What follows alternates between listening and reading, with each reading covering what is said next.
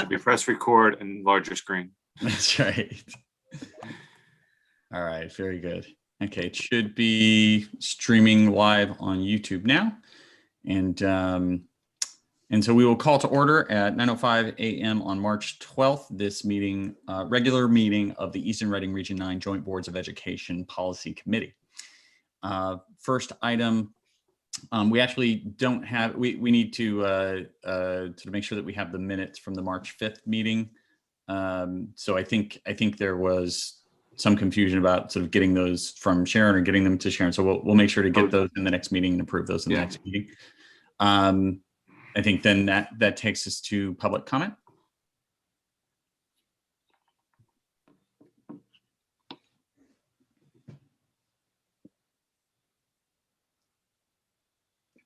Okay, hearing none, that will move us into committee member comment.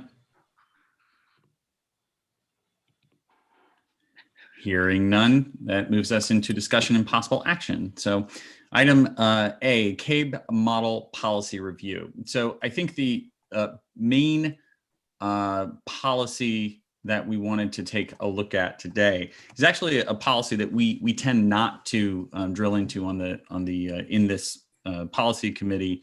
And that is something that appears in the Cabe model policies bylaws section, the 9000 series. In that section, there is a specific policy that is, sorry, bear with me, 9324. That is the bylaws of the board, meeting conduct and parliamentary procedures. That section, and the reason that we don't generally address sort of bylaws in this is because we are actually three separate and distinct boards. We have the Easton Board of Education responsible for Samuel Staples and Helen Keller. We have the Reading Board of Education responsible for Reading Elementary School and John Reed Middle School. And then we have the Region 9 board as a separate board responsible for Joel Barlow High School. This is one of the rare committees that it acts as a joint committee where we have representatives from each one of those boards. But in our capacity as a policy committee, our role, or any committee, is to suggest action. So sort of do the homework and then suggest action back to our respective boards. When it comes to bylaws, each board has its own bylaws. And while we are working very hard and have been working for some time to come together around a common set of principles that would guide a common policy manual, we still recognize that there are good reasons for each of our boards to have sort of differences in our bylaws. And so we have not made it our purpose to sort of drive in and say, you know, this is the way that your board is going to have your bylaws, and our board, we've thought it makes sense for us to sort of consider the bylaw part of that separately. The one area where we've had significant discussion over many years that does touch on the bylaws is the policy section that I mentioned before, 9324, specifically talking about parliamentary procedures. And what has been, I think, pretty clearly articulated by many members of each board is we need to have some kind of guidelines, some kind of position related to the way that our various boards are going to resolve conflict. So what is the mechanism through which we are going to say this board and this board think this and that board thinks this? How do we resolve those things? And making sure that whether or not we enshrine it officially as a policy, that we at least have some guidelines and some guidance on that. So any thoughts or comments that anyone else on the committee would like to make related to that? No, I think you summarized it pretty well. But we have been deliberate in carving out for the three boards the right to govern themselves, however it is that they would like to govern themselves, and set that apart from our overarching goal of having common policies that are for administrative convenience and efficiency primarily, because we all need to have policies that enshrine certain laws and regulations. Mm-hmm. And the history of doing it in three different directions has created slightly different policies to applied by laws that are equally applicable to all three boards. Yeah. There's no such obligation that we conduct our meetings or our internal governance or internal politics the same way, with the exception of the fact that we need to at least have a common working understanding of how we work together. Yep. Yeah, well put. Okay. So to that end, and we've actually scheduled or gotten agreement that there would be scheduled in April an evening meeting of the policy committee in which we are trying to get as many of the members of the various boards together to dive deeper on this. But we thought it would be good this week to spend some time talking about, sort of what does that look like? What is the rough framework and some of the language and, some of the ideas that we want to discuss with the sort of larger constituency of sort of other members of our boards.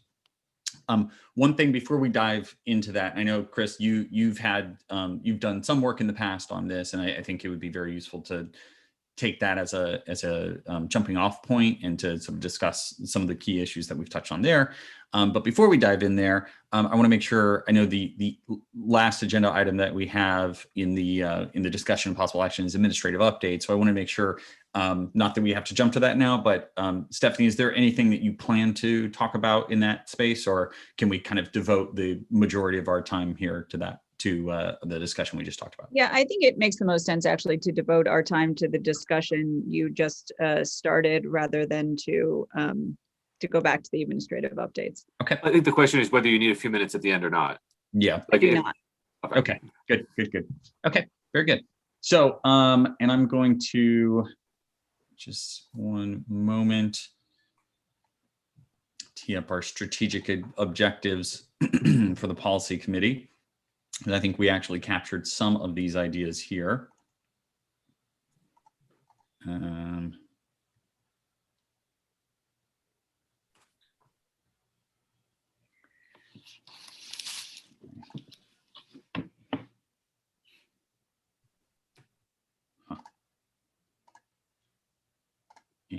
maybe not. Oh, no, we did. Okay. So.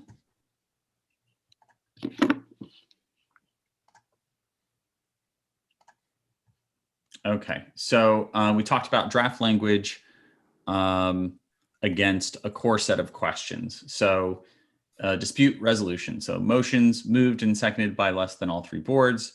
What that, the sort of the quote unquote mechanism, joint boards, joint committees and representation from each of the boards, and then the topic of weighted voting.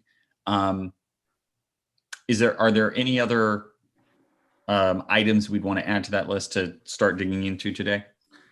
I think we can use that as a jumping off point from the document that I circulated as putting some bones to it, and that's probably going to take the balance of the time anyway. Okay, good. Do you want to share your screen, or do you want me to go grab that document and bring it up? You can drive. Okay. That's a trap. Give me one moment and I'll bring it up.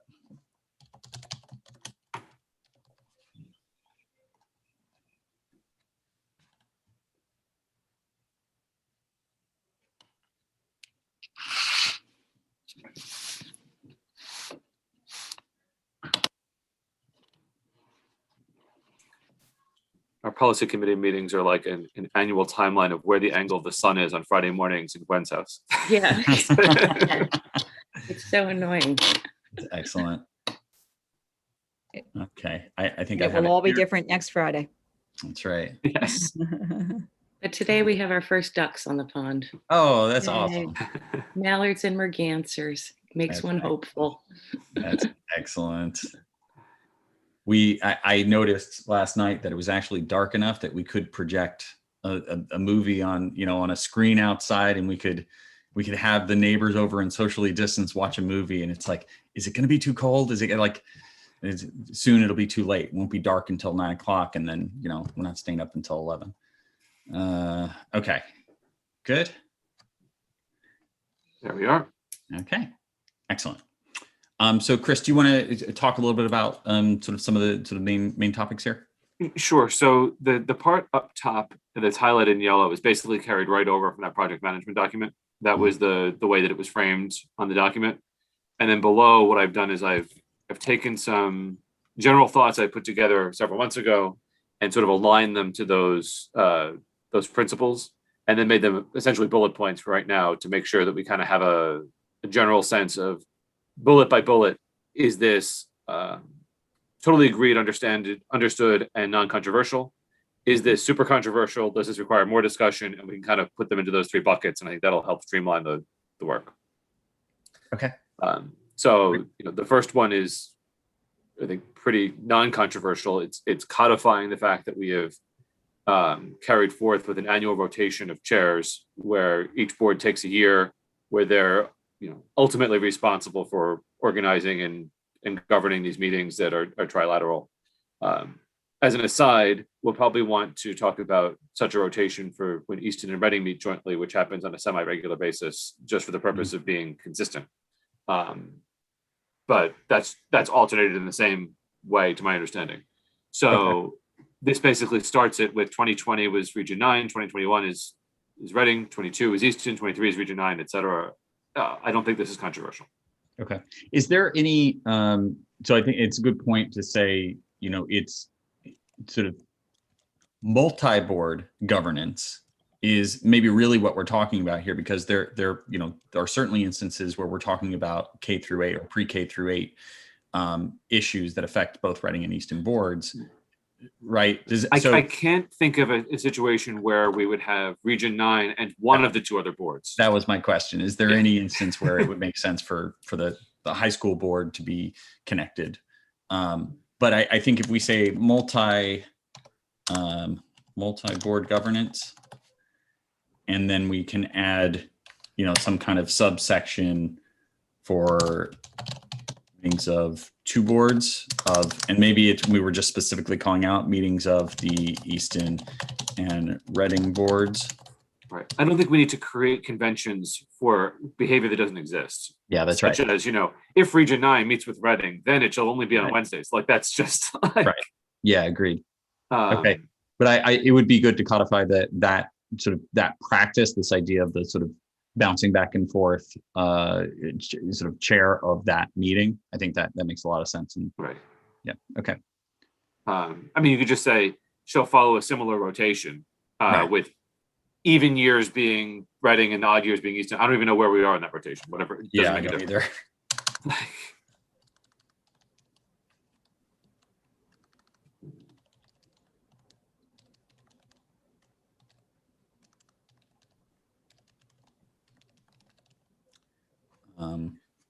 And then I guess the second bullet point on tri-board meetings or three boards meeting jointly. Any meeting of multiple boards are meetings of the individual boards meeting jointly. Right.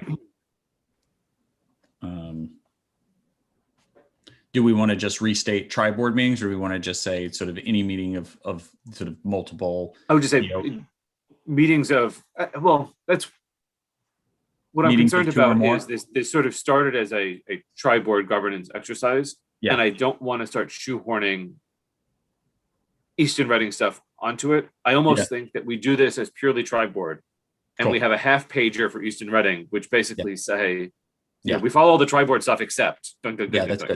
Yeah, that's good. Okay. Good. Motions must be made and voted upon by all three boards individually, separately. Yeah. Okay. So this is basically suggesting that we don't care. A vote at a tri-board is not a majority of 21 members. It is the majority of three different boards individually. Right. Which ultimately means that you can have something that goes 18-3. If you have the right three votes, it doesn't get adopted. I think this is probably Maureen's suggested edit to change individually to separately, and I think that's fine. Okay.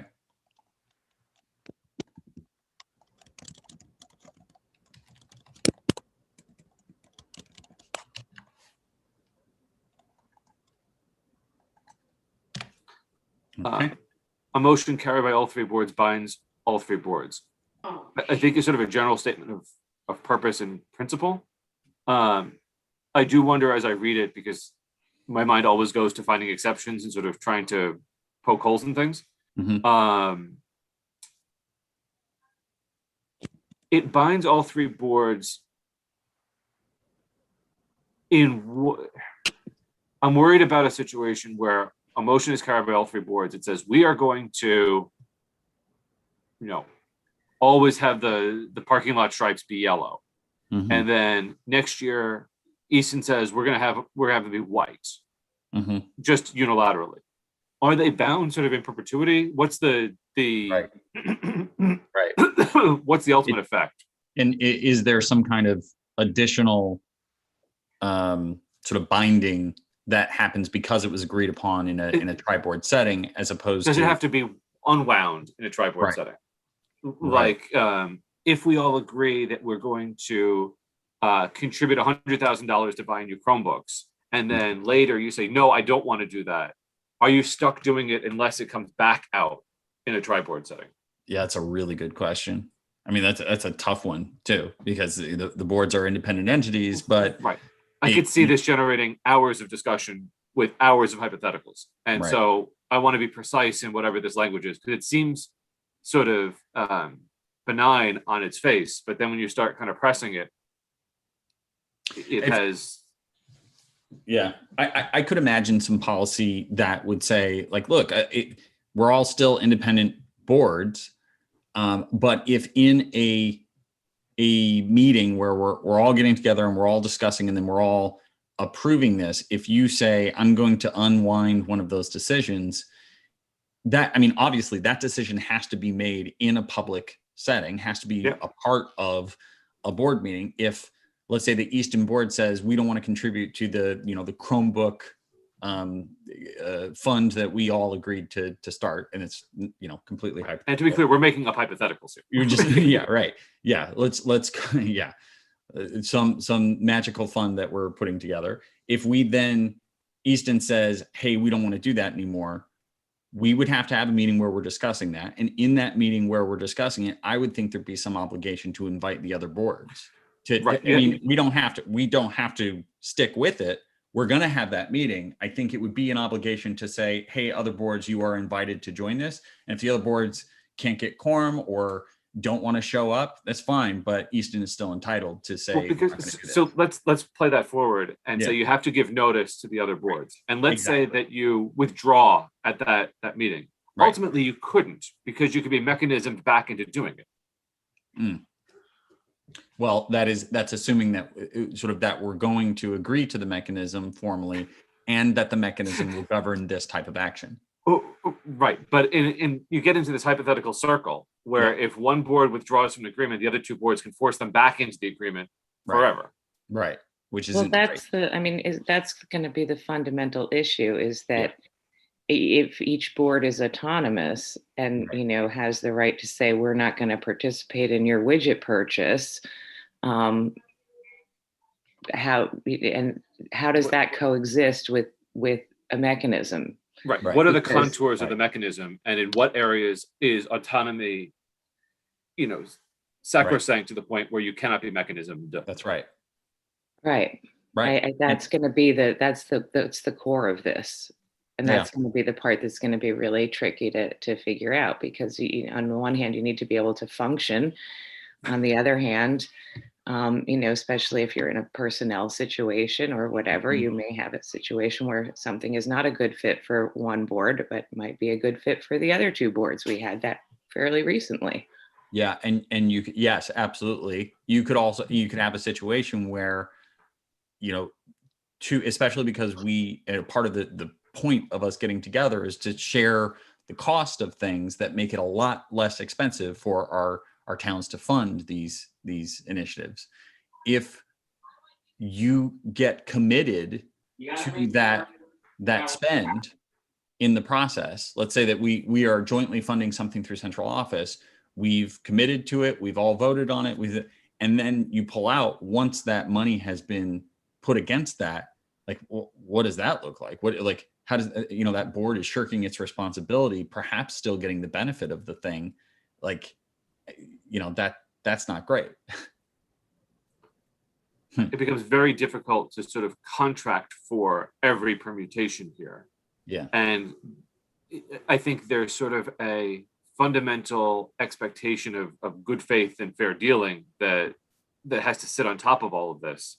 And the question is how you sort of codify from there, because you can't solve for every time hypothetically one board says, oh, I'm going to sign on to this, and then I'm not going to fund it, but I'm going to reap the benefit of it to screw these other guys. That's right. That becomes an exercise in distrust that doesn't help bring the board together. It That's just right.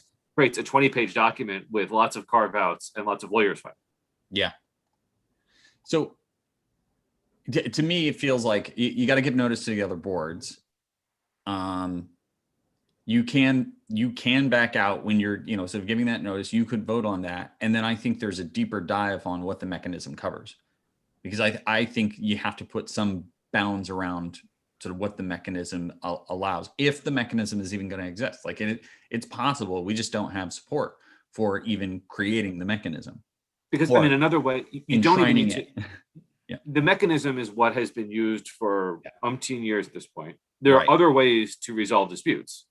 I mean, you could say that, for example, if 2 out of the 3 boards pass something, the next stage is to go to the aggregate vote of 21 board members and require 2/3 of those board members or something like that.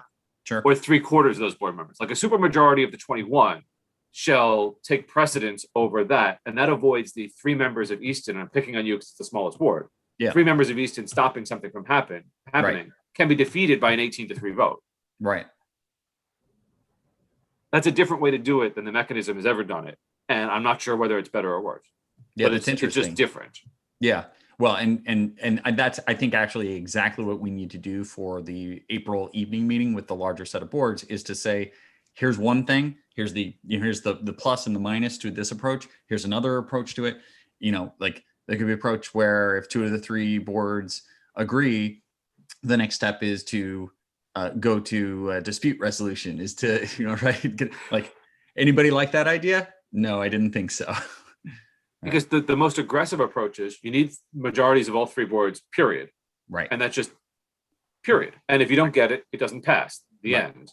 Right. The other end of the spectrum is, a bare majority of the 21 can force anything. Right. And I think the solution is somewhere in the middle. Yeah. And the further you go to either end, the wider or narrower that provision would apply to. Right. So if you're going to say that a bare majority of the 21 can do something, you're probably limiting to something, to things like adding agenda items and tabling motions, or basic procedural things that don't have any substance or dollars attached to them. And if you go all the way to the 3 boards that pass it or it doesn't happen, that's the, spending in excess of a threshold, or that's hiring personnel, or whatever it is. The answer might be slightly different dispute resolution methods for different things. Because some of our meetings get sidetracked because we get into these procedural disputes about really ticky-tack things like adding agenda items. That's right. Where from an efficient governance perspective, we might want to suggest that the agenda, like basic procedural votes, can be taken on an aggregate of the 21. Right. Just to move the business forward, knowing that the underlying substance can't be approved on that basis. That's right. Yeah. And I mean, I've been in meetings where we've spent 30 minutes debating something like that. Once we finally got to the point where we were talking about the actual substance behind the issue, it was resolved in minutes. And it's like, this is silly. This is a waste. And it's because there isn't sort of a handbook that explains what happens. Right. And it gets back to, I don't care what happens. I just care that we know what happens. Yeah. Like, it can be, you flip a coin and that decides the dispute, for all I care, as long as there's something that we can rely on. Well, yeah. I think, so enshrining, or sort of coming up with some candidate language, I think would be very helpful.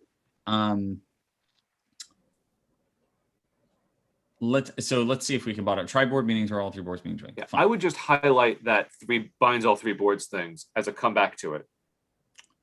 The 4th bullet. Right. And I think it's you sort of return after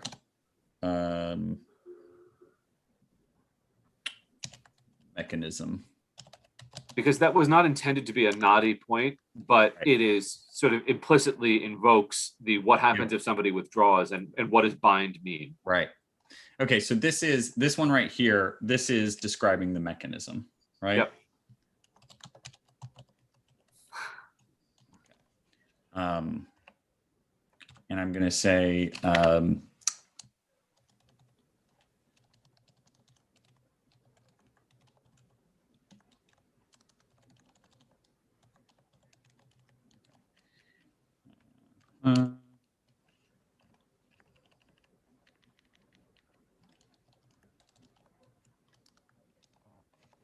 Okay.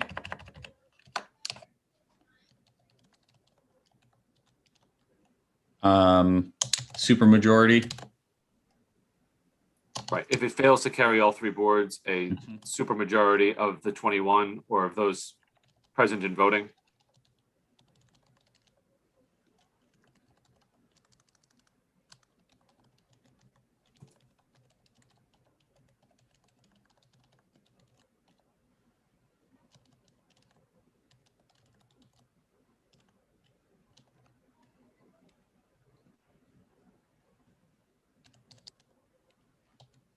Will be considered approved, something somewhere in there. Okay.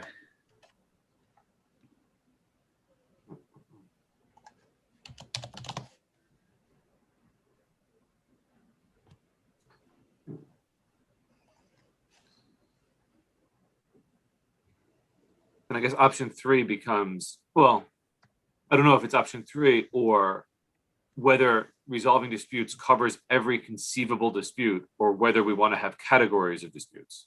Yeah, and see, that's the question that I have is, can we clearly delineate the items, right? Well, I think there's a clear cut between requires spending and doesn't require spending. Okay. And so procedural votes will never require spending. Now you can get into a really esoteric conversation and debate about whether or not, for example, adopting a policy that requires a superintendent to keep a list of all the substitute teachers is spending or not, because it's implied spending because we're asking somebody we're paying to do something. Right. But you might say that if it doesn't require a change to the budget or a new expenditure or a transfer. But the simplest way to do it is procedural versus substantive.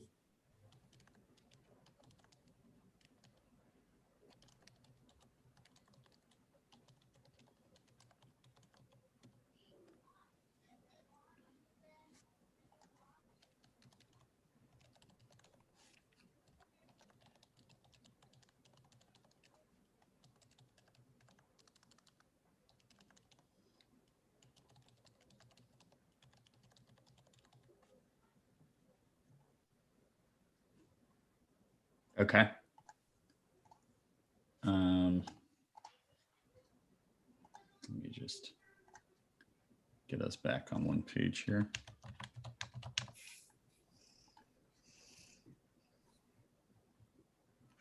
What just happened? Undo. Very strange. It wasn't what you were going for. It's the opposite of what I was going for.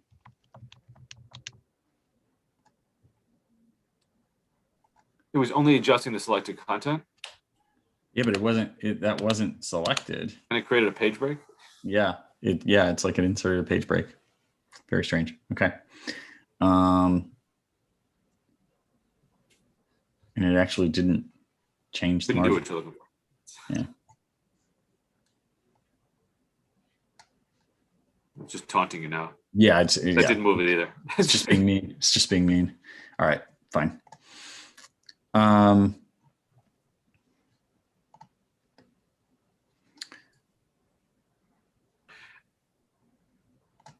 Yeah, I to a certain extent, how we discuss the various methods of dispute resolution sits secondary almost to the next section on purpose of joint meetings, because Okay. if you agree on why you're meeting jointly, that helps you determine what it is you're trying to do. And once you know what it is the class of things you're trying to do, you can divide up how you resolve disputes amongst that class. Yeah, I agree. And I think it's sort of what we're doing here in defining the types of classes that you could be meeting for, right? Right. Different types of board action that we would consider for, possibly having different alignment of dispute resolution methodologies. Okay, so expenditure transfer. So we could define things that way when we say, and the way I think that it would make sense to lay this out is to say, like, we get together for these items, carry out business relates to the sharing of resources between districts. I think that in this option, that falls into the bucket of substantive for sure. Correct. If we're talking about resources that we're sharing between. Taking actions on recommendations of the joint committee, substantive. Improving efficiency by consolidating presentations and other reports that contain information. Substantive. It's technically substantive, but where I get it, because so a report back, let's say we meet jointly and we hear the school climate survey for all 3 districts, and it's efficient to have that conversation collaboratively. On the one hand, if that's an agenda item, we're all just going to receive the report, and there's not going to be any board action from any 3 boards except thank you for the report, basically, in all likelihood, right? The alternate approach is we have a regular meeting of the 3 boards, and it's not an agenda item for any of a variety of reasons, including, but not limited to, the chair that year says, I don't want to put it on the agenda. Procedurally, adding it to the agenda is a procedural vote. Yeah. The question is, what scale does it require and what process does it require to add that to the agenda of the tri-board meeting and basically compel all 3 boards to hear that report or have that agenda item on their agenda? Right. And is that a all 3 boards need to agree or it doesn't happen thing? Or is that a bare majority thing because it's a pure process issue? Yeah, well, I mean, it feels to me like the right answer when it comes to adding an agenda item, because it doesn't compel anyone to approve a motion, which is another thing that we should talk about, right? Motion so that then it can be discussed. But if we're talking about adding an agenda item, there's no consequence to that that wouldn't require sort of a more meaningful sort of motion or any substantive action. Any substantive action would be protected by the heightened standard of whatever this heightened mechanism is. Correct. Like by adding the agenda item, nobody is forcing you to spend the money, change the program, do the thing. Right. That's right. So I could imagine, and it sort of this is a somewhat sort of iterative process. I could imagine option 3 here, and we may have option 4, option 5, whatever, is a simple majority, right? And that is, and it may even be that you start with that for, motions, sort of amending the agenda or adding something to the agenda would be a simple majority from the beginning. And you could theoretically do a lot of trilateral process votes on unanimous consent by saying there's a motion made in X to add Y to the agenda. It's now being made on the other 2 boards equally. Is there any objection motion? Hearing none, it's deemed unanimously approved by all 3 boards. Right. And then if anybody objects, then you take the vote board by board. Right. Or whatever this next. Right. Well, and because practically speaking, I'm trying to think of what this controversial agenda item would be, but wouldn't the board that really didn't want to discuss it just have the option to adjourn? Or not make, yes. And move to adjourn and walk out? Yes. That's not absolutely. I don't know if 2 boards could compel a 3rd board to add it, because they'd still have the option to just say, okay, we're leaving. Then we're leaving. Right. I mean, and that gets back to sort of the overall question on good faith. That's right. What are the sort of unwritten obligations, or maybe should be written obligations of, we all agree to, certain levels of courtesy with respect to that which is important to the other people. To the extent it also implicates the purpose of a joint meeting. Right. Like, we don't need to all listen and be compelled to talk about the solar farm at Staples Elementary School because it's convenient for Easton and they want us all to hear about it.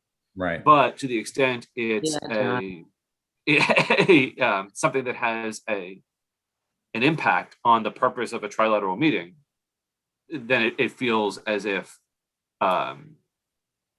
basically 3 members of one board shouldn't be able to stifle that. If we said, as I look at sort of expenditure, transfer, et cetera, I feel like I'm listing out substantive examples. So it may be useful if we said, my eyes are broken today. because there's also the substance of permits the administration to issue a survey to students, which would have no cost unless you get really sort of hyper technical about lost instructional time for 20 minutes and all this other, and the cost of administering it. But it has, I would say that that's a de minimis cost, and you can carve that out. Right. That is an example of a substantive, non-budgetary action. Exactly.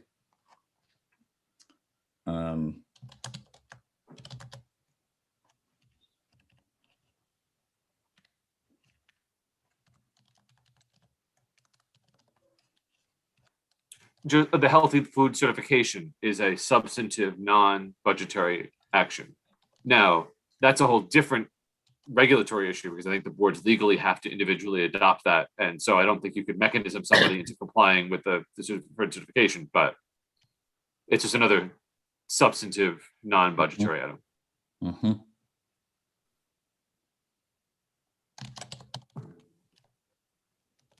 Okay.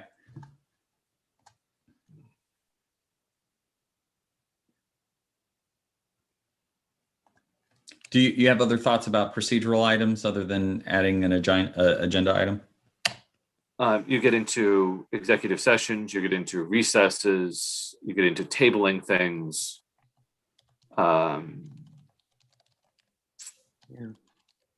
Theoretically, you get into adjourning. Those are all sort of amending motions is a process issue, but that implicates a whole different question, which is how motions are made and carried in a trilateral setting. Mm-hmm. And that could actually, that to me could get into substantive questions. Right. That's a whole different weedy area of this. Yeah. And I think, not for nothing, if this turns into like a 3-page primer on tri-boards, we'll want to have something that clarifies, because it comes up all the time. Making a motion and seconding a motion does not itself indicate support for the substance of the motion. It is introducing it for discussion. So many people are confused by that. Like, it constantly comes up. That's right. And it's I've actually seen people say, oh, well, they're supportive of this. Like, no, they just made the motion so we could have discussion about it. Right. It doesn't mean that they actually support that. They're going to vote yes on that motion. Right. I mean, from a Roberts perspective, there's all sorts of sort of very specific issues that relate to swapping your vote. And if you vote against something, whether you can reconsider it because you voted in the negative, you can switch to voting. It's so arcane that it doesn't come up in the way that we transact business. Yeah. Okay. Do we have any, sort of really, I think we could say this is like the one helpful catch-all, sort of any item that requires budget, expenditure, transfer, or in any other way requires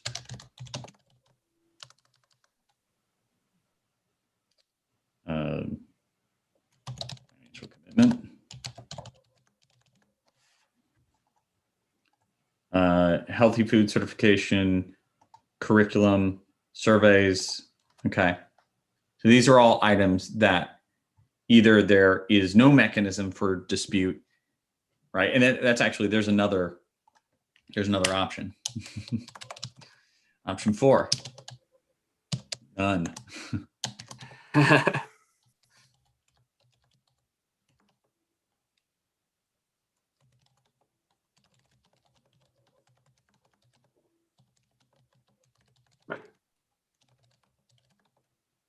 The 3-for-all or none-for-all approach. Right.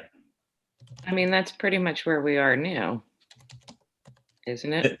Well, but depends who you ask. In the last, exactly. It depends on the specific topic being discussed, right? In the last 10 years, various versions of the mechanism have been used to compel one of the 3 boards to accept A, B, or C.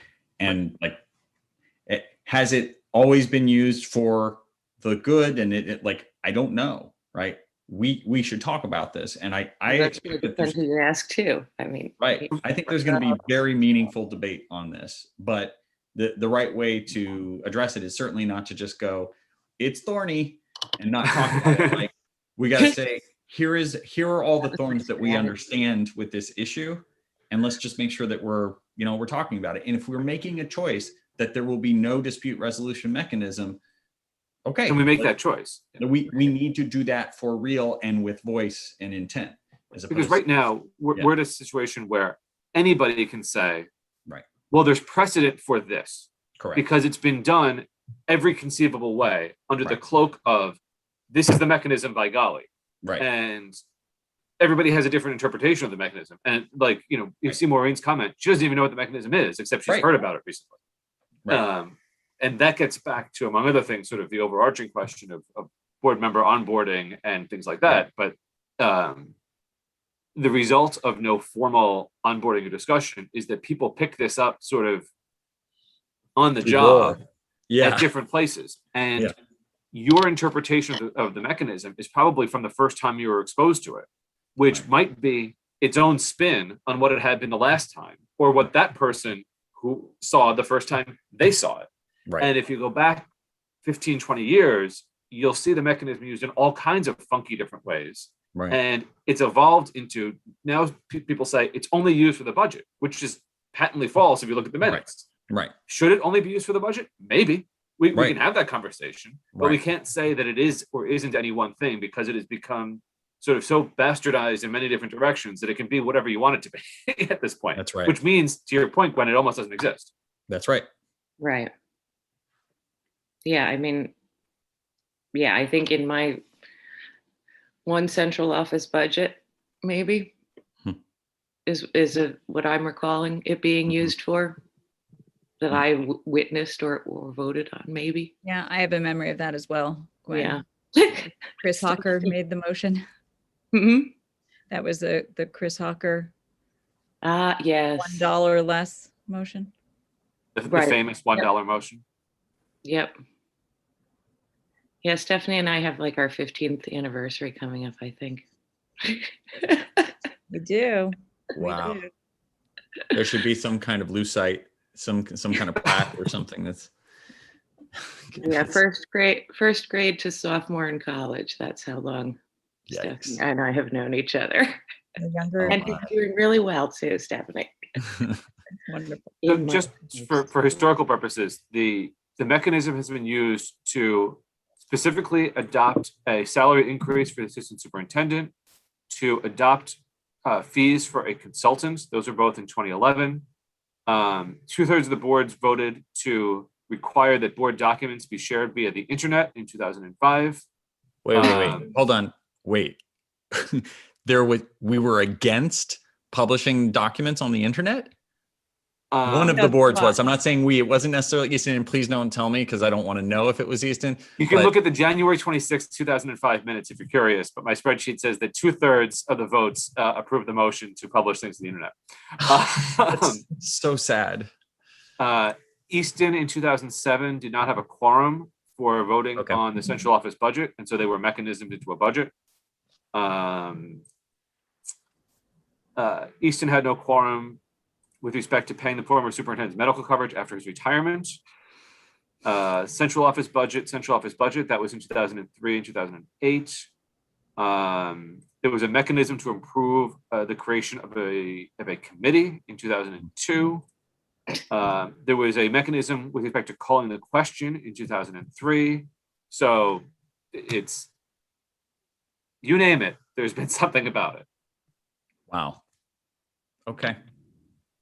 This might be just a detail thing, but you might consider actually naming what constitutes a supermajority and a simple majority. I think that's spot on. For clarity.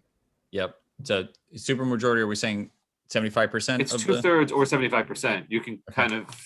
But when you say 2/3, does that mean 2 boards of 3 or 2/3 of all? You're talking about all voting members. Yeah, this is of all voting members. So it would be if at the time there are 21, then 2/3 is. Then you'd be looking for 14. Right. 14. I think we're looking at for 75%, not 66. which would be 16, Yeah. which feels more substantial in order to sort of override. That basically says that you can have 5 dissenters out of 21 as opposed to 3 dissenters out of 21, and 5 dissenters would make up the majority of any one board. That's right.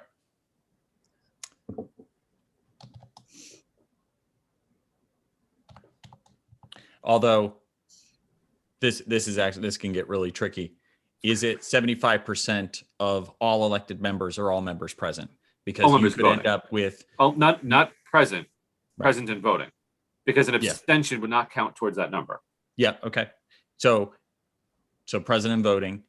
If we're doing that, then you could have a situation where you've got bare minimum quorums on each board, and it becomes a pretty sort of small number that you need, right? Right. So let's say if you have bare minimum quorum in Region 9 is 5. Yep. 5, 4, 4 is 13. Mm-hmm. And so that's 10 votes you would need at 75%. Okay. It's still actually, which feels, and that's only 3, that's 3 dissenters, which still seems reasonable as we're defining one hypothetical option here. Right.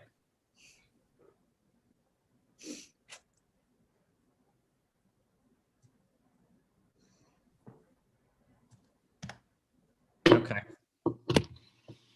Simple majority, I think, is just one more than half, right? One more than half of those present and voting. Yep. So it will be, as many as 11, as few as 7.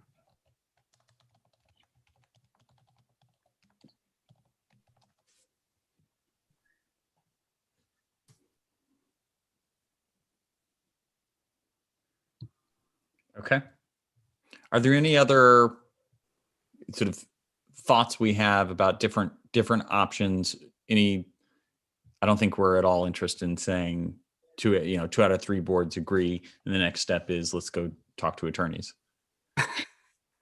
Right? I think go right to litigation. That's I'm not saying, but I don't think that we're saying here is the prescribed process for resolving that issue. Is the superintendent gets to decide. That's right. And that each board has an attorney, at least one attorney, and each board should have already appointed one of their attorney members. And there's a conflict amongst the board's attorneys because they're the same attorneys. So they all need to hire new attorneys for the purpose of right. the conflict. And the process of hiring new attorneys will be agreed upon by a paper, rock, scissors competition. Okay.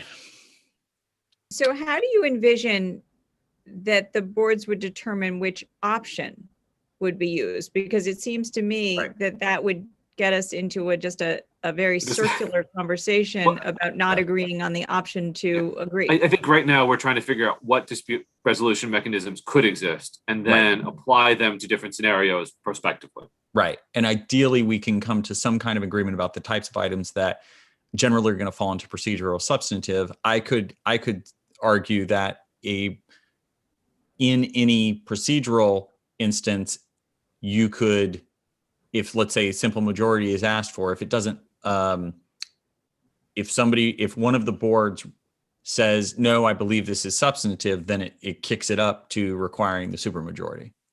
There could be some. It'll always take the most restrictive, most restrictive approach, provided there's sort of a good faith basis for it. Exactly. Good faith basis to argue that something is not in fact procedural, but substantive, sort of kicks it up to the most restrictive methodology. And it may end up being the same result, but it's. Right. Okay. I mean, this sounds ridiculous, but when you get into sort of this level of parliamentary detail, it's not crazy to also codify and say that the chair of the tri-boards or the superintendent or the secretary of the board that is currently the chair is the parliamentarian. Yeah, that's really good too. And then the parliamentarian can make those determinations subject to, and now I'm overdoing this, and I'll admit, be the first one to say it. The sort of parliamentarian's decision can be overturned by, 3/4 of all voting or whatever it is, but at least have there be an authority who says, this is what we're doing. So it's not a debate about what we're doing. I know. Who's determined as the parliamentarian? What's the process? And I'm noticing the time. I want to make sure that we leave time for comment if we have anyone who wants to make comment. So I think we probably pick up again here, and certainly leave time for administrative updates next week as well if we need to. Good. Any other discussion on that? Just that this is a healthy conversation that reminds us all of how nuanced this can be and how discreet this can end up being. And to a certain extent explains why it's been such a bear to get to this point to be having this conversation. It is a very complex topic that requires a sophisticated mindset, right? We can't just say it's easy. You just, there's a lot to this. So you almost might say it's easier to regionalize than to resolve this. Somebody said that the other day. I can't remember where they said it. It could just be so much easier if we just okay, to be clear, that's probably very difficult too. I think it's 2 years worth of votes and things like that happening. So that's not the hard part. Yeah. This has been 20 years in the making. It's the funding. Yeah. It's always where it hangs up everything. Okay, very good. So if there's no additional discussion on that and no administrative updates, then that takes us to public comment.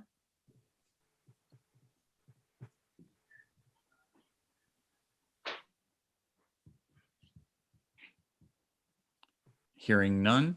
Committee member comment?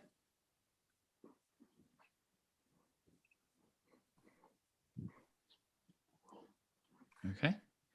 Hearing none, look for a motion to adjourn. So moved at 9:57. Thank you, Chris. Thank you, Gwen. All in favor? Very good. Unanimously adjourned at 9:57 a.m. Thanks, everybody. Have a good weekend. Bye.